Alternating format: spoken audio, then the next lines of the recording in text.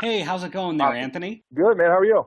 I am great, and it's probably pretty exciting that on Friday that you have the launch of Kinetic on the UFC Fight Pass network. When did you find out that you were going to be involved with Kinetic? It's been a while now. Uh, I believe I was one of the first coaches or one of the first team captains that they reached out to. So from the very beginning, I couldn't exactly tell you when that was, though. And is this your first experience that you have as a coach? No, man. I've always done a lot of I do a lot of mentoring, a lot of coaching of other fighters, a lot of cornering and stuff like that. So this is definitely not anything new for me.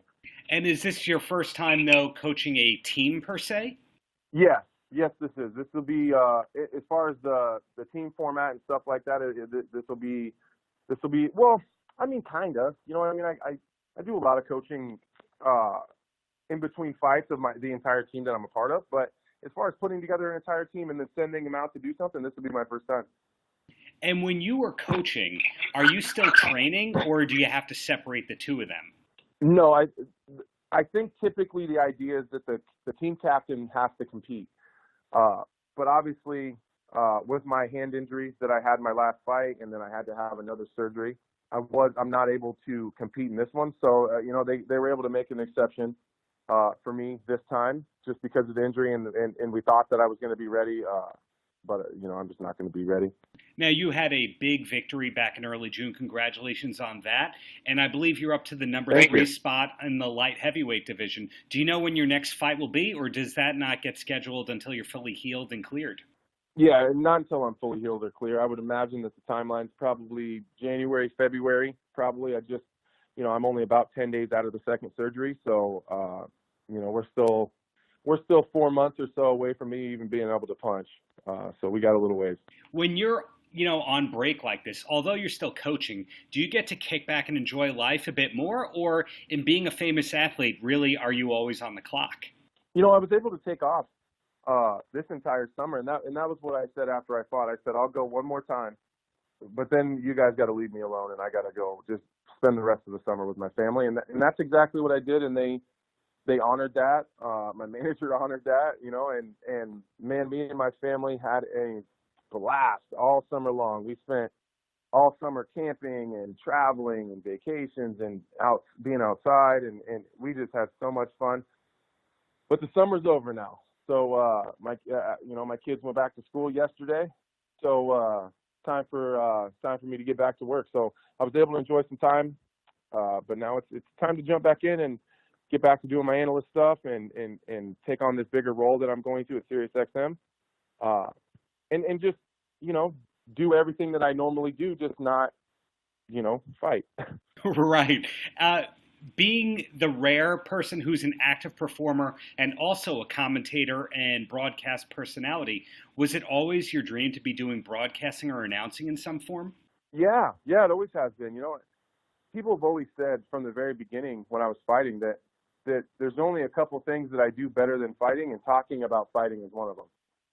I just have an eye for it, and I think a lot of it comes down to your mentality and how you feel about the sport. I'm just as big of a fan as I am a competitor.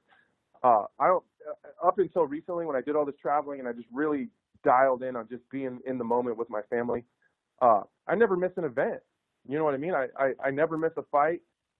And I just have such a weird, I remember every fight that I've ever seen, and I can tell you who was on the card, and you know what I mean? It's just an odd knack that I have, and I just love the sport so damn much, man. I love everything about it. I love watching it. I love training. I love the personalities that are involved, and I love the storylines.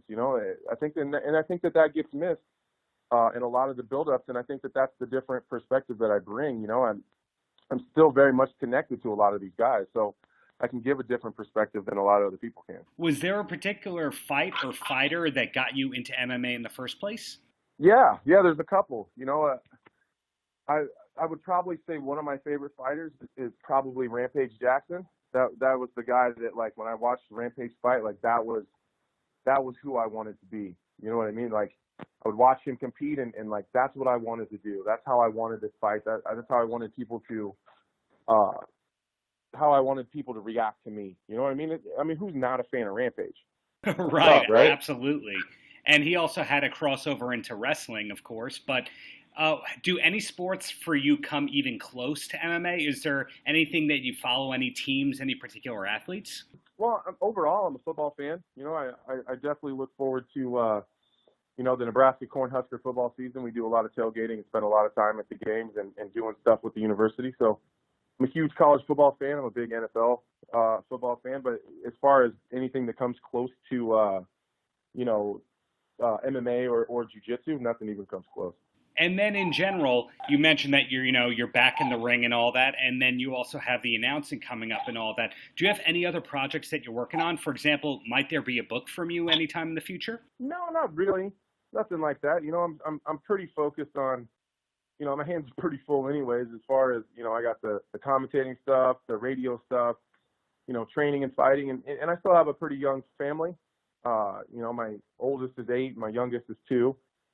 With one in the middle. So, they take up a lot of your mental time. It's just a lot of work, So as far as,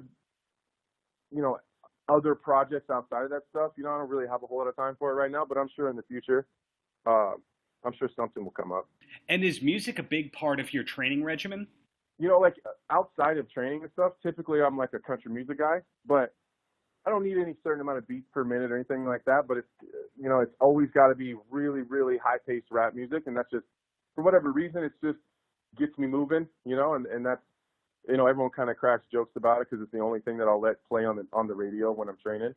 I'm sure people probably get sick of it, but nothing specific. It's just got to be super high-beat rap music. So altogether, is there anything that you wish more people knew about you personally? No, I don't think so. I think I'm pretty much an open book for the most part.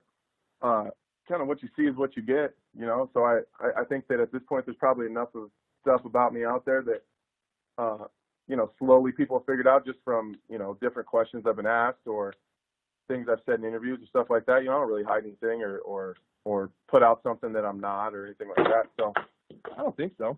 Right on. So in closing, Anthony, any last words for the kids? For the kids, yeah. I'm a small-town Nebraska kid that came from a town of 4,000 people that no one ever thought was going to be successful in anything in his entire life. And right now, I'm the number 3 ranked light heavyweight in the world, and I'm living my dream, doing exactly what I want to do every single day. So my advice to the kids would be find something you love and sell out on it. Best of luck with Kinetic. Looking forward to that Friday event. All right, man. Appreciate you. Thank you.